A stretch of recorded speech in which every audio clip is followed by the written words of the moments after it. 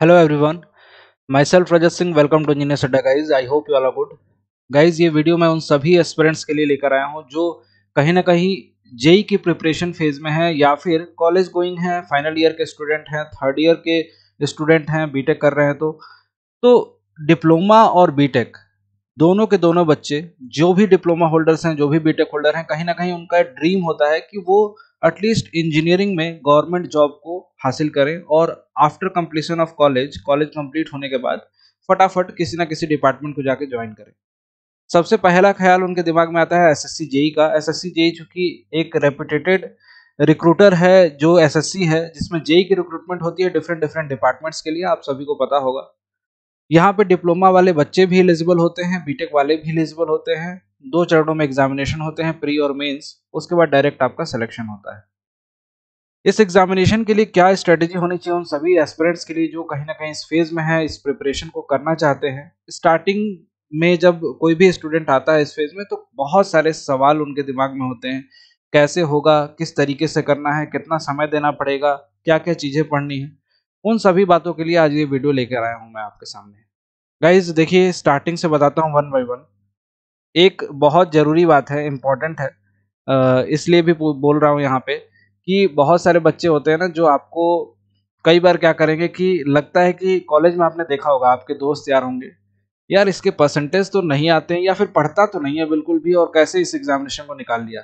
करते होंगे आप लोग भी, देखते होंगे यार कॉलेज में तो एकदम नहीं पढ़ता था, अचानक से कैसे इसके इतने स्कोर आ गए, या फिर कैसे इस एग्जामिनेशन को क्रैक कर लिया, या फिर नकल कर लिया होगा, ऐसा वैसा बोल देते हैं आप लोग।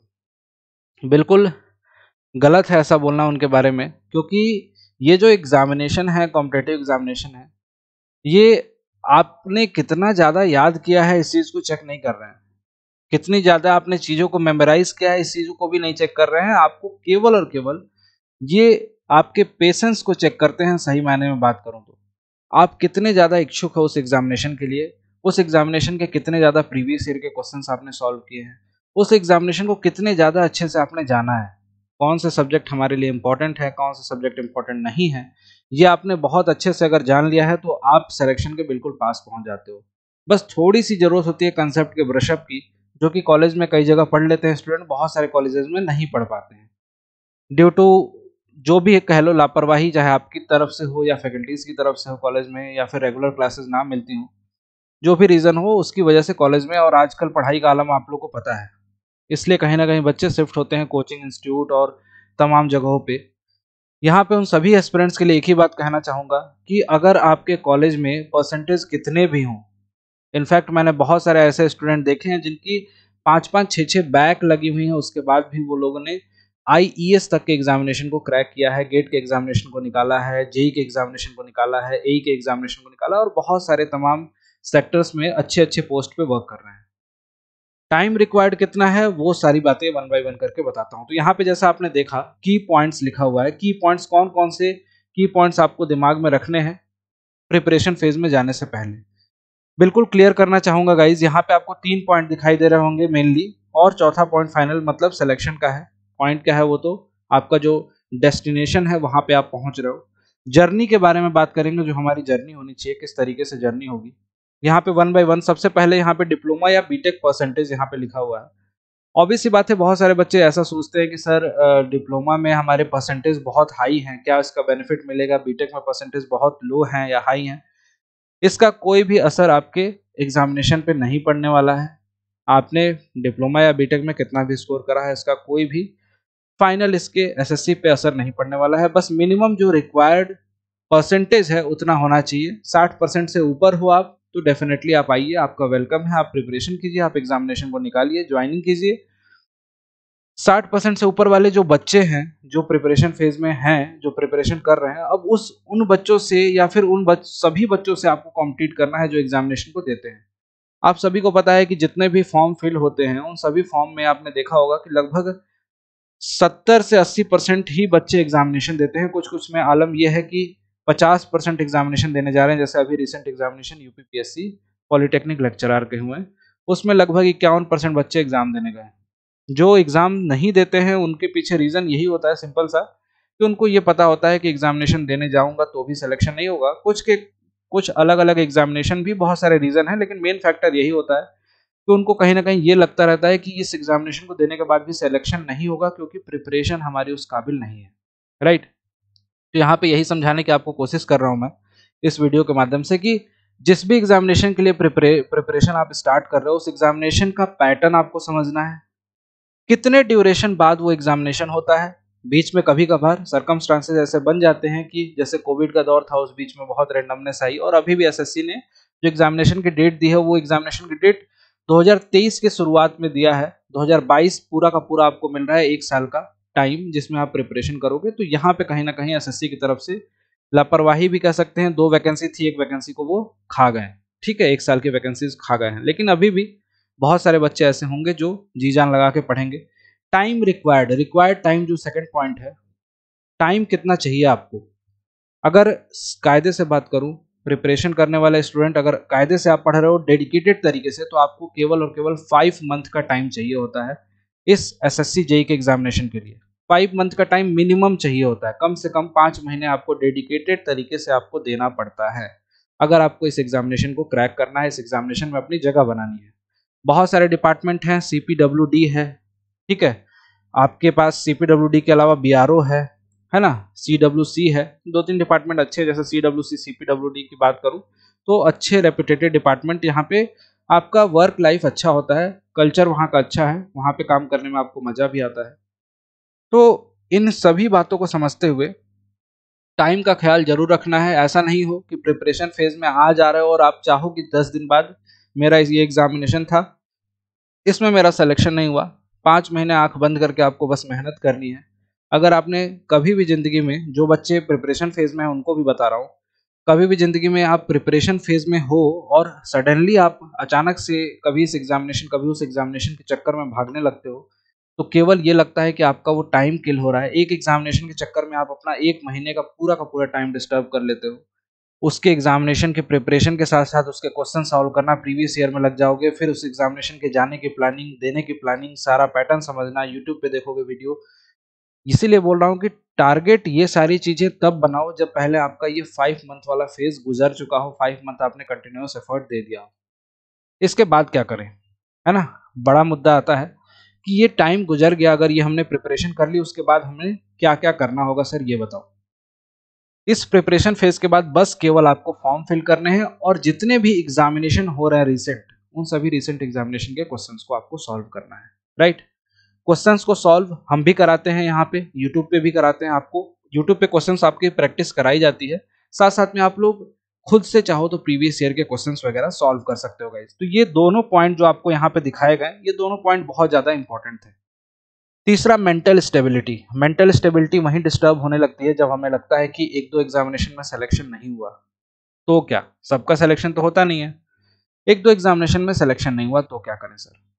1-2 एग्जामिनेशन में गाइस सिलेक्शन नहीं होगा तो आपका जिंदगी आपकी नहीं खत्म होने वाली है। आपने पढ़ा है अगर सिस्टमेटिक वे में, तो अगर सही बात बता रहा हूँ, मैं तो सिविल को पढ़ाता हूँ, इसलिए जितने भी सिविल इंजीनियर्स हैं उनको एटलीस्ट इतना बोल सकता हूँ कि अगर आपने सिविल इंजीनियरिंग कायदे से अगर समझ लिया है, पढ़ लिया है, तो एटलीस्ट आप इतने काबिल बन जाओगे कि किसी को पढ़ा भी सकते हो। किसी 1-2 सब्जेक्ट में ही महारत हासिल करके 1-2 सब्जेक्ट भी पढ़ा सकते हैं। साथ साथ में दूसरी चीज, एक चीज और बताऊंगा कि प्राइवेट कंपनीज जो होती हैं उन सब में इंटरव्यू वगैरह में भी जो क्वेश्चंस पूछे जाते हैं वो भी इतने आसान नहीं होते हैं जो आप सोच रहे हो। कि अगर सिविल से रिलेटेड कोर की अगर कोई कंपनी होगी, एलएनटी वगैरह में जाओगे तो वहाँ पे क्वेश्चंस आपसे अच्छे क्वेश्चंस पूछे जाते हैं, ठीक है। जिंदल स्टील, एलएनटी वगैरह में अगर इंटरव्यू के लिए कभी जाते हो, कुछ पीएसयूज के इंटरव्यू होते हैं, वहाँ जाते हो, तो एटलीस्ट आपको मेंटली उतना प्रिपेयर होना पड़ेगा।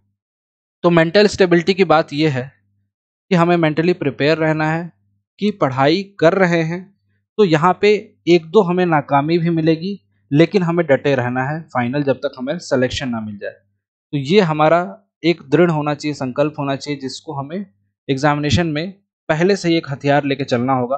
क्योंकि बहुत सारे बच्चे टूट जाते हैं, लेकिन यहाँ पे जो टूट गया वो छूट गया उसका एग्जामिनेशन। आपको इसको आगे लेके जाना है, टैकल करते हुए सभी एग्जामिनेशन को क्रैक करना है गाइज, राइट। तो आई होप आपको ये तीनों पॉइंट समझ में आए होंगे, मेंटल स्टेबिलिटी वाला, और उसके बाद फिर आपका फाइनल सिलेक्शन से कोई नहीं रोक सकता है, कोई नहीं रोक सकता है। 100% बता रहा हूँ, उसके बाद आपको सिलेक्शन 100% मिलेगा।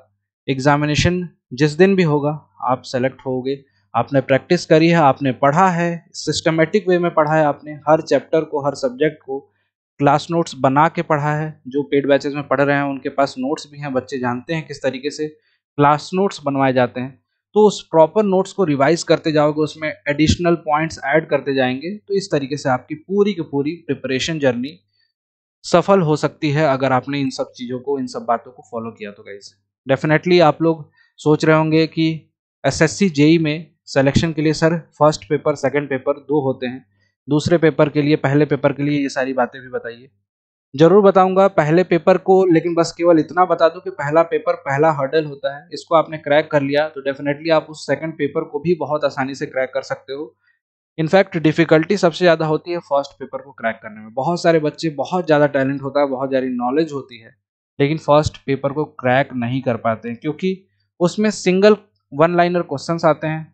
कई बार ऐसा होता है कि हम जिन कॉलेज की बुक को पढ़ रहे हैं उन बुक से उन क्वेश्चंस को नहीं कर सकते हैं क्योंकि उसमें उतनी वाइड वैरायटी कवर नहीं होती है। तो यहाँ पे आप सभी को बोलूँगा कि आप प्रैक्टिस करना है तो यूट्यूब पे हमारे साथ जुड़ के प्रैक्टिस करिए। डेली शाम को 6 बजे मैं आपको सिविल इंजीनियरिंग की प्रैक्टिस कराता हूँ, क्वेश्चंस कराता हूँ। जो बच्चे न्यू हैं वो एटलीस्ट यूट्यूब पे जुड़े, प्रैक्टिस करें, और जिनको एकदम बिल्कुल बेसिक से समझना है, वन बाय वन करके सारी चीज़ें समझनी है, वो हमारे पेड बैचेस को ज्वाइन करके अपनी क्लासेस भी स्टार्ट कर सकते हैं। पेड बैचेस में आपको रिकॉर्डेड क्लासेस भी मिल जाएंगी, सारी की सारी जितने भी सब्जेक्ट हैं, हर सब्जेक्ट के, चाहे आपके सेमेस्टर में यूज़ हो रहे हैं वहाँ पे यूज़ कीजिए, या फिर प्रिपरेशन जर्नी के लिए मेनली वो डिजाइंड है आपके एग्जामिनेशन के लिए, कॉम्पिटेटिव एग्जामिनेशन के लिए। राइट, आई होप आपको ये बात समझ में आई होंगी। ज्वाइन करने के लिए प्रोसेस आपको जरूर बताऊंगा, और आज के दिन इसलिए भी बता रहा हूँ कि आज के दिन क्या अड्डा की तरफ से ऑफर दिए जा रहे हैं सभी स्टूडेंट्स को, उसको रिवील करना चाहता हूँ मैं। देखिए यहाँ पे आपके पास ये पर्टिकुलर बैनर दिखाई दे रहा होगा गाइज, है ना। इस पर्टिकुलर बैनर में आपको इधर पैक दिखाई दे रहा है, जैसे यहाँ पे एक इंजीनियरिंग महापैक दिखाई दे रहा है, सिविल इंजीनियरिंग का महापैक। ये पर्टिकुलर बैनर जो आप लोग को दिख रहा है, इसमें जितने भी बैचेस आते हैं जो पहले हो चुके हैं, एग्जांपल के तौर पे देखिए यहाँ पे साइड में रीको का बैच यहाँ पे लिखा हुआ है, रीको असिस्टेंट इंजीनियर की वैकेंसी आई थी अभी।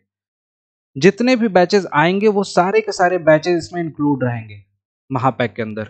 सभी बैच, ऑल ए जेई क्लासेस, एसएससी जेई की जो क्लासेस जो पहले चल रही थी वो भी हैं, अपकमिंग बैचेस जो आने वाले हैं वो भी सब रहेंगे। जो भी बैचेस आएंगे अपकमिंग और ओल्ड बैचेस, वो सारे बैचेस की इसमें एक्सेस आपको मिलेगी गाइज। राइट, साथ ही साथ इसमें नॉन टेक्निकल की क्लासेस भी मिलेंगी आपको। नॉन टेक्निकल आपको अलग से नहीं कहीं जाना पड़ेगा, नॉन टेक्निकल की क्लासेस भी मिलेंगी।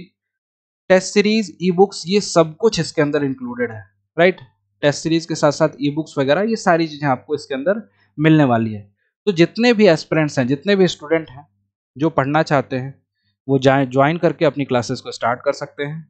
ऑफर क्या है जो मैं बात कर रहा था, ऑफर यही है कि ये जो कूपन कोड आपको दिखाई दे रहा होगा स्क्रीन पे, नीचे भी दिखाई दे रहा है, ऊपर भी दिखाई दे रहा है, Y293, इस कूपन कोड को आप पेमेंट से पहले अप्लाई करिए। अड्डा 24/7 के एप्लीकेशन से ही खरीदेंगे आप, या फिर डिस्क्रिप्शन में लिंक है वहां से भी खरीद सकते हो, आपकी मर्जी है।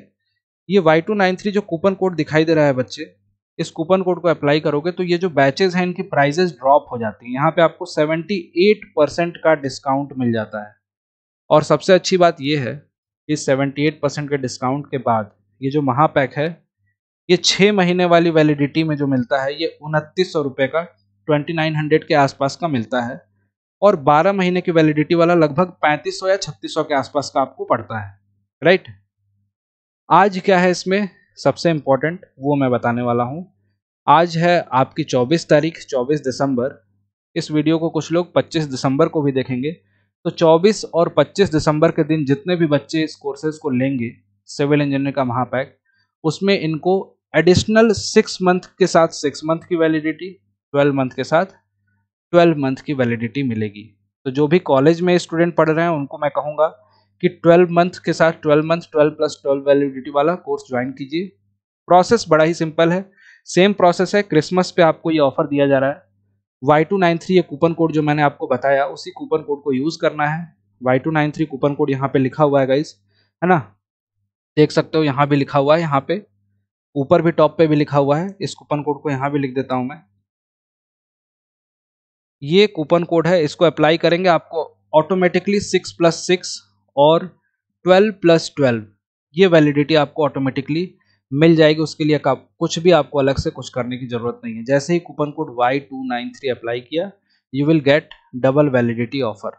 ठीक है, तो फटाफट जाइए ज्वाइन कीजिए। जिनको भी रिक्वायरमेंट है, जिनको पढ़ना है सिस्टमेटिक वे में, कंटिन्यूस वे में, अपने टाइम को यूटिलाइज करना है। 6 महीने आपको कंटिन्यूस पढ़ेंगे, उसके बाद प्रैक्टिस करेंगे और फाइनल डेस्टिनेशन जब आपका एग्जामिनेशन होगा, उस एग्जामिनेशन को आप जरूर एक्सेल करेंगे। आशा करता हूँ आपको पूरी की पूरी वीडियो अच्छी लगी होगी। अगर वीडियो अच्छी लगी हो तो ज़रूर शेयर करिए लोगों के साथ और सेशन को ज़रूर लाइक करिए गाइज। इसी तरीके की वीडियो जो आपके प्रिपरेशन जर्नी में आपके लिए हेल्पफुल होती है, डेली हम लेकर आते हैं। अगर आपको जुड़ना है, इस चैनल को सब्सक्राइब कर लीजिए ताकि आप डेली की डेली क्लासेस की अपडेट भी ले सको। जो भी क्लासेस मिलती हैं वो यूट्यूब पे आप क्लासेस देख सकते हैं। हमारी क्लासेस जैसी चलती हैं उसी तरीके से आपको और भी ज़्यादा डिटेल्ड वे में पेड बैचेस में पढ़ाया जाता है। तो पेड बैचेस की क्लासेस जरूर ज्वाइन कीजिए। इस पर्टिकुलर महापैक के अंदर आपको सब कुछ मिल जाएगा। Test series, event test series भी है, ई बुक्स भी है, वो सारी चीज़ें इसके अंदर मिल जाएंगी। One of the best package है जो भी स्टूडेंट, और बहुत ही अफोर्डेबल प्राइस में। बाकी कोचिंगों में आप देखते हो कि 10, 20, 30 हज़ार के पैकेज हैं। यहाँ पे वो सारे के सारे क्लासेस, वो सारी के सारे कंटेंट, पीडीएफ्स वगैरह सब कुछ हम बहुत ही अफोर्डेबल प्राइस में आपको प्रोवाइड कराने की कोशिश करते हैं। Thank you so much guys. Video अच्छी लगी हो तो लाइक करिए। Thank you so much.